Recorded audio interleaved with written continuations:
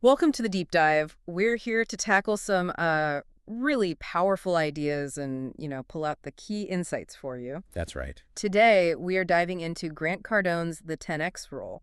Now, we've worked from a pretty detailed summary of his book to get at the core principles. Yep. Especially what he calls this pure domination mentality.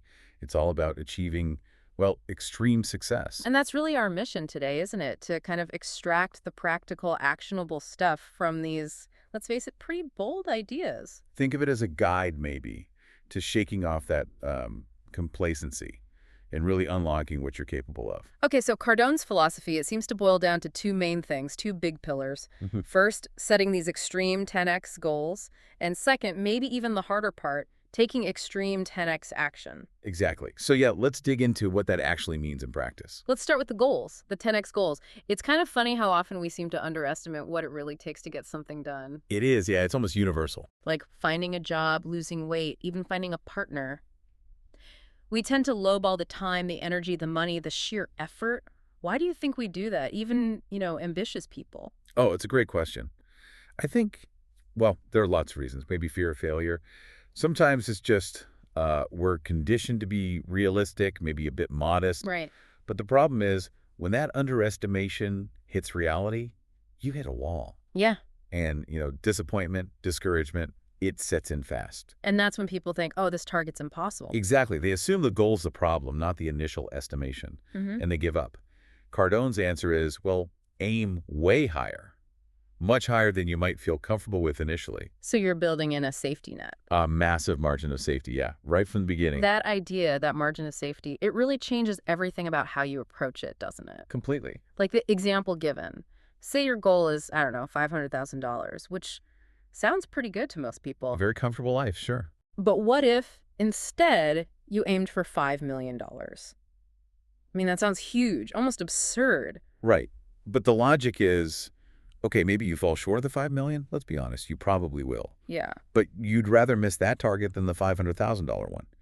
Because even falling short of the massive goal leaves you way ahead of the smaller one. You still end up with a much, much bigger result. Huh. That makes sense. It's actually a technique you see with, like, elite athletes. Their coaches, the mental trainers, they use this all the time. Oh, yeah. They aim to be number one, period. No compromise on the ambition. Now, outsiders might say, oh, that's not realistic. Right. Only one person can be number one. Sure.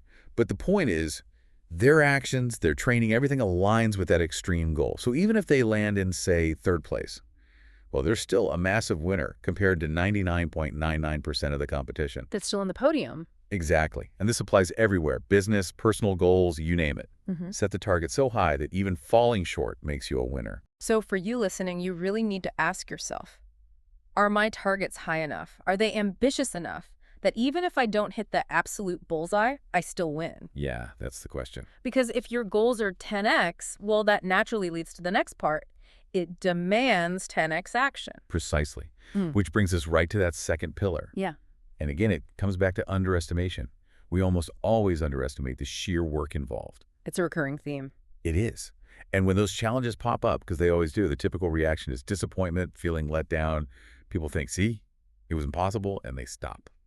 But Cardone's point is, if you go in expecting it to take a massive 10x level of effort, Then those setbacks aren't surprises anymore. They're not, insurmountable concrete walls. They're just bumps in the road, expected ones. because you planned for that scale of effort. Right. You have to acknowledge the uncertainty, too. That's crucial. No matter how great your product is or your service or your idea, stuff happens. Oh, yeah. What kind of stuff were we talking about? Well, the sources mention things like economic shifts, legal hurdles, competitors popping up out of nowhere, cash flow problems. Always cash flow. Always cash flow. Industry disruptions, tech changes, people problems, lots of those usually. Huh, yeah. And bigger things, too, like elections or wars, strikes, just a whole range of unforeseen events that can derail even the best plans. Which is exactly why that 10x action is so vital. I mean, think about something really audacious, like the moon landing. Wow, yeah, massive goal. Totally mind-blowing, right? Yeah. Putting people on the moon, or, shooting Teslas into space now. But it wasn't easy. That goal was 10x scale, maybe 100x scale. And the action had to match. It required 10x, maybe 100x massive action. To do something truly great, the effort has to be equally great. So the practical takeaway here is what? Make a plan. Make your plan, figure out the action you think you need, build in that margin of safety we talked about, Okay. and then multiply the whole thing by 10. That gets you closer to a realistic number for the effort required. Right, multiply by 10. Okay. And, when you actually combine those 10x goals with that kind of 10x action, something really interesting starts to happen. This is where it gets kind of counterintuitive, right? This idea that you start to create your own luck. Yeah. Cardone argues that if you're consistently pursuing those huge goals with that massive action, you'll generate, get this, 100 times the opportunities that an average person sees. 100 times. Wow. And here's the kicker. You'll also be way better prepared to actually act on those opportunities when they show up. But people looking from the outside, they don't see all that background work. No, they just see the results and call it luck. Oh, look at them, right place, right time. So lucky. Wish I had their luck. Right. They completely miss the massive, consistent action that put that person in the right place at the right time. The Tiger Woods example is perfect here. You watch him play, maybe see one shot that looks like a lucky bounce or a lucky roll. Yeah, it happens. But is he really just lucky in that moment? That ignores the thousands, maybe tens of thousands of hours on the range. Millions of putts. The sheer volume of practice is immense. Yeah. What looks like luck is really just all that hard work paying off, predictably. Or the fund manager example. One manager digs into 100 companies a year, meetings, due diligence, the works. Another looks at just 5. Yeah. Which one is going to seem luckier in picking winners? It's almost certainly the one doing 100 times the work. It stands to reason. Mm-hmm. Like Warren Buffett, right? Famous for reading just mountains of annual reports every single year. Massive action. It's not random luck. It's the direct result of that consistent massive action. And that's the part people don't see. They only really pay attention when someone's winning. Exactly. You don't see all the times successful people went for it and, well, failed or didn't quite get there. So the bottom line is pretty simple then. Yeah. Take more action, get luckier, go out and make your own luck happen. Okay, let's shift gears a bit. Let's talk about something most of us try to avoid. Fear. Ah, yes. Fear. Cardone has this really counterintuitive take on it. He says you should actually do what you fear. That fear is the indicator of what you should be doing. A powerful idea. If you're feeling no concern, no discomfort, it probably means you're just coasting in your comfort zone. Then the comfort zone just gets you more of what you already have. Pretty much. He even reframes the acronym FEAR itself. Oh, yeah. What's his take? False events appearing real. Huh. False events appearing real. I like that. It sort of defangs it a bit. It does. So instead of letting fear paralyze you, which is the natural instinct. Right, run away. Yeah. He says use it as a green light. Fear tells you exactly what you need to do next. Like the example of calling a client. If you're feeling nervous or afraid to make that call. That's the precise signal that you should make that call. Lean into it. You might actually find you feel stronger afterwards. That makes sense. You build confidence by facing it. And think about it. Everyone feels fear about something. Mm-hmm. But what separates people is what they do with that fear. So it becomes a competitive advantage. Absolutely. A free one. Yeah. Because most people won't use it that way. They'll back away. So the advice is basically confront your fears head on. Eat your fears, as the source puts it. Yeah, don't feed them by avoiding them or letting them fester. Learn to actively look for fear, use it like a compass, and push through it. That's how you advance. Okay, so this intense focus, this leaning into fear, it leads to maybe the most aggressive idea in the book. Yeah, this one definitely raises eyebrows. Don't compete, dominate. He actually says competition is for sissies, which sounds, pretty harsh. It does. What's the thinking behind that? Is he just being provocative? Well, partly, sure. But his point is that just trying to compete at an average level is aiming for mediocrity. It implies scarcity, like there's only so much to go around. Okay. He uses the tortoise and the hare story.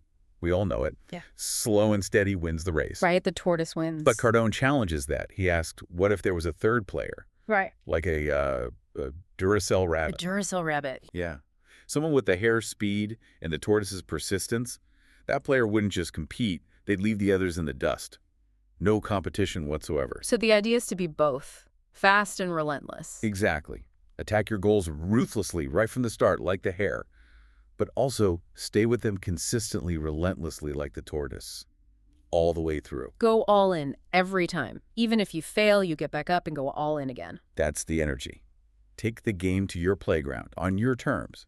And the core belief is, because most people just won't operate at that level of intensity and commitment. You'll get amazing results anyway. You'll achieve extraordinary results pretty much regardless of the field because you've bypassed normal competition. He uses that metaphor of stacking wood and fuel. Yeah, I love that one. Stack wood and fuel, then more wood, more fuel. Keep stacking it higher and higher until the fire is just blazing. So hot, so bright. That nothing can put it out. Not competitors, not market changes, nothing. That's domination, in his view. Ah. Building an unstoppable fire. Okay, wow. That's a lot to take in. So as we wrap up this deep dive, let's quickly recap those big and, yeah, sometimes provocative ideas from the 10X rule. Sounds good. So first, the absolute necessity of setting massive 10X goals. Yeah. Aiming way higher than feels comfortable. Right. Then understanding that things almost always take more effort than planned, so you need to deliver 10X action, massive, consistent effort. And we saw how that massive action starts to generate what looks like luck from the outside, but is actually earned opportunities. Yeah, creating your own luck. Then we dug into fear, seeing it not as a stop sign, but as a green light, a compass pointing you where you need to go. Confronting it head on.